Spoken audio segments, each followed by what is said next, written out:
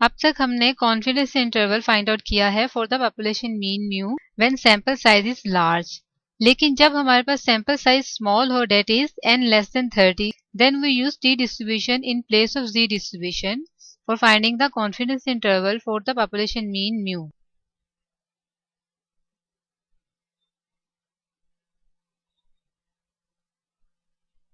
When we have very small sample size, that is n less than 30, and sigma, that is population standard deviation, is unknown.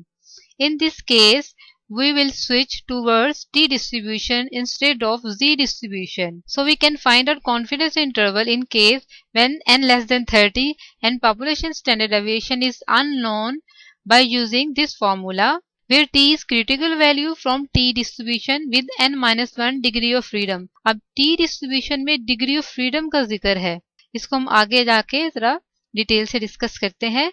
x बार क्या है, date is sample mean, और s क्या है, sample standard deviation, n क्या है, sample size.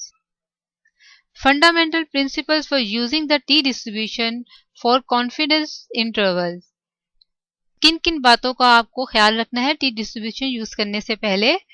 You cannot use the t distribution unless you assume that the population distribution of the variable is normally distributed. यानी कि sample जिस population से draw किया गया है वो पॉपुलेशन का नॉर्मली डिस्ट्रीब्यूटेड होना जरूरी है। The t distribution like the z distribution is bell shaped, symmetric about a mean of 0. दोनों डिस्ट्रीब्यूशन जो है हमारे पास बेल शेप्ड होंगी, that is well shaped about mean 0, दोनों का मीन 0 होगा, t का भी और z का भी। The t distribution incorporates the fact that for smaller sample sizes the distribution will be more spread out using something called degree of freedom. जैसा कि t distribution यूज की जाती है जब हमारे पास n स्मॉल है, सैंपल साइज स्मॉल है, तो स्मॉल सैंपल साइज के लिए जो t डिस्ट्रीब्यूशन है वो बेल शेप तो होगी, सिमेट्रिक भी होगी, लेकिन ये फ्लैट होगी z डिस्ट्रीब्यूशन की निस्बत। इसकी जो टेल्स है लॉन्गर टेल्स होंगी, जबकि z डिस्ट्रीब्यूशन जो है वो पीक डिस्ट्रीब्यूशन होती है। बोथ आर नॉर्मल, तो both are symmetric. For every change in degree of freedom the t distribution changes, यानी कि हर डिग्री ऑफ फ्रीडम पे एक डिफरेंट टी डिस्ट्रीब्यूशन हमारे पास होगी। The larger the sample size the closest the t distribution mimics the z distribution, यानी कि sample size जो large होता जाएगा टी डिस्ट्रीब्यूशन जो है वो क्लोजर टू z डिस्ट्रीब्यूशन होती जाएगी। We construct a confidence interval for a small sample size in the same way as we do for a large sample, except we use t distribution instead of z distribution. यानी कि confidence interval जो है same तरीके से ही हम find out करेंगे, बस z की जगह हम t डिस्ट्रीब्यूशन यूज करेंगे।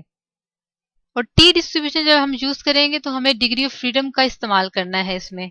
अब डिग्री ऑफ फ्रीडम क्या होता है, द डिग्री ऑफ फ्रीडम, जैसा कि हमने स्टैंडर्ड डेविएशन फाइंड आउट करना है और इसको फाइंड आउट करने के लिए हमने x बार की जरूरत है, यानी कि एक म्यू को हम एस्टिमेट कर रहे हैं x बार से। एक पैरामीटर को एस्टिमेट किया जा रहा है स्टैंडर्ड डेविएशन फाइंड आउट करने के लिए, तो हम टोटल नंबर ऑफ ऑब्जर्वेशंस में से एक ये जो पैरामीटर एस्टिमेट किया जा रहा है माइनस कर देंगे, तो ये हमारे पास डिग्री ऑफ फ्रीडम होगा।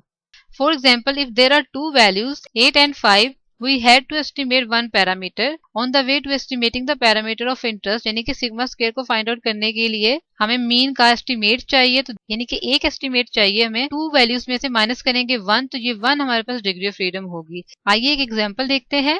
You know the population mean for a certain test score, you select, यानी कि यहाँ वो कह रहा है आपके पास पॉपुलेशन मीन मालूम है, यानी कि it is known, population mean हमारे पास नोन है, और you select 10 people from the population to estimate the standard deviation। अब कितने का सैंपल लिया गया है, 10 का, n हमारे पास 10 है, और क्या चीज एस्टिमेट करने के लिए क्या चीज फाइंड आउट हमने करना है, s, which is equal to summation x minus mu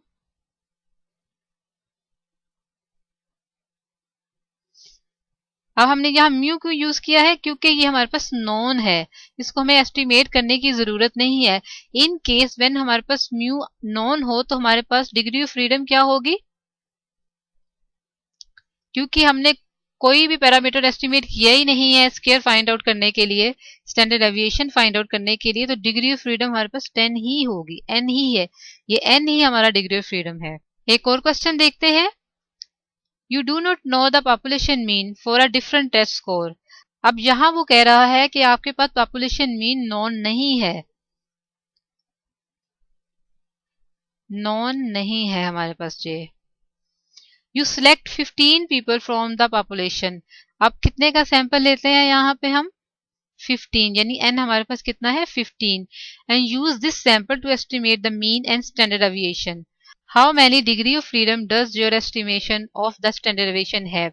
अब स्टैंडर्ड डेविएशन का क्या फार्मूला है, समेशन x माइनस मीन आता है यहाँ पे, क्योंकि मीन अननोन है तो हम एक एस्टिमेटेड वैल्यू, मीन की एस्टिमेटेड वैल्यू यूज करेंगे। एक पैरामीटर एस्टिमेट हो रहा है तो इसका डिग्री ऑफ फ्रीडम हमारे पास क्या हो जाएगा n-1। तो यहाँ हमारे पास n कितना है 15, n-1 कितना हो गया 15 - 1 इक्वल टू 14। तो यहाँ डिग्री ऑफ फ्रीडम क्या है हमारे पास 14। अच्छा जी, टी डिस्ट्रीब्यूशन जो है is very similar to z distribution with normally distributed mean equal to 0 and variance equal to 1। Sometimes called student's t distribution, इसको स्टूडेंट्स टी डिस्ट्रीब्यूशन भी कहते हैं। प्रॉपर्टीज अगर देखें तो सिमेट्रिक अराउंड 0, यानी 0 के अबाउट ये सिमेट्रिक होती है, जैसा कि जी भी जो है 0 के अबाउट सिमेट्रिक होती है। डिग्री ऑफ फ्रीडम जो है न्यू, जो कि इक्वल होता है n-1, इसको न्यू प्रोनाउंस करेंगे और ये इक्वल होता है n-1। अगर डिग्री ऑफ फ्रीडम जो है ग्रेटर देन 1 है तो expected value of t equal to 0, और अगर डिग्री ऑफ फ्रीडम जो है ग्रेटर देन 2 है तो उसकी standard deviation will be equal to nu over nu minus 2 square root which is always bigger than 1। अच्छा जी, जी स्कोर किस तरह फाइंड आउट होता है, x bar minus mu x bar divided by sigma x bar. T को हमने find out करना है तो it is equal to x bar minus mu x bar divided by, इसका एस्टिमेट ले लिया सिग्मा का, तो that is s x bar, तो ये इक्वल होता है s over n square root के। तो ये हमारी जी डिस्ट्रीब्यूशन है। और अगर टी डिस्ट्रीब्यूशन ड्रॉ करें तो it will be just like this one, यानी कि टी डिस्ट्रीब्यूशन थोड़ी सी फ्लैट होगी। जी डिस्ट्रीब्यूशन हमारे पास पीक डिस्ट्रीब्यूशन है, लेकिन जब हम अनबायस्ड एस्टिमेट यूज करेंगे टू फाइंड द टी, तो ये हमारे पास डिस्ट्रीब्यूशन जो है which is dark red will be close to z distribution, यानी कि जब हमने बायस्ड एस्टिमेटर यूज किया गया था which is divided by n, तो ये हमारे पास थोड़ी सी फ्लैट डिस्ट्रीब्यूशन थी। लेकिन जब हम अनबायस्ड एस्टिमेटर यूज करेंगे with n-1 degree of freedom तो टी डिस्ट्रीब्यूशन जो है वो क्लोज टू जी डिस्ट्रीब्यूशन हो जाएगी। ये टेबल वैल्यूज हैं to find the t values. अगर हमने t alpha by 2 find out करना है तो किस तरीके से फाइंड आउट करेंगे, सपोज हमारे पास टी अल्फा बाय 2 n-1 है, अगर अल्फा हमारे पास हो 0.1 तो इसको 2 से डिवाइड किया तो क्या आ जाएगा 0.05, यानी कि 0.05 को n हमारे पास 11 है तो n-1 होके हमारे पास क्या आ जाता है 10। अगर ये वैल्यू हमने टेबल में देखनी हो तो कैसे देखेंगे, आइए टी टेबल देखते हैं। हमने क्या फाइंड आउट करना है 0.05 को 10 में देखना है, तो ये किसके इक्वल है। अब देखें 0.05 ये है हमारे पास, और इसके 10 के सामने देखें ये 10 की वैल्यूज आ गई और 0.05 ये आ गया, तो ये वैल्यू हमारे पास आ गई 1.8124। ठीक है, इस तरीके से हम किसी भी अल्फा पे टी की value with different degree of freedoms find out कर सकते हैं। ये अल्फा की वैल्यूज है हमारे पास और ये हमारे पास डिग्री ऑफ फ्रीडम्स हैं। इस टेबल को यूज करते हुए कोई भी आप value T value find out कर सकते हैं। अच्छा, ये वैल्यूज जो है ये टेबल में कुछ वैल्यूज गिवन है 1 माइनस अल्फा के साथ। टी अल्फा बाय 2 जो हमने निकाला अभी, ये माइनस में लेफ्ट साइड पे। अच्छा जी, टोटल प्रोबेबिलिटी 1 माइनस अल्फा हमारे पास कितना था 0.9 और 0.1 हमारे पास बाकी बचा, तो उसको हमने 2 पार्ट्स में डिवाइड किया दोनों टेल्स पे, ये 0.05 आ गया, 0.05 आ गया। Probability of t greater than 1.825 कितनी होगी? 0.05। And probability of t less than -1.8125 कितनी होगी? 0.05। अगर t और z दोनों को कंपेयर किया जाए तो n जब 30 हो या n ग्रेटर देन 30 हो जाता है तो दोनों वैल्यूज ऑलमोस्ट सेम हो जाती हैं। 90% पे ये 1.645 है और 90% पे ये 1.6691 है जब n 30 है। इसी तरीके से ये 1.96 है एट 95% और ये हमारे पास क्या है? t equal to 2.045। इसी तरीके से z की 98% पे 2.33 है और ये t है 2.46। This is 2.58 and this is 2.75। Mean जब n बड़ा होता जाएगा तो t और z की वैल्यूज जो हैं आपस में बराबर होती जाएंगी।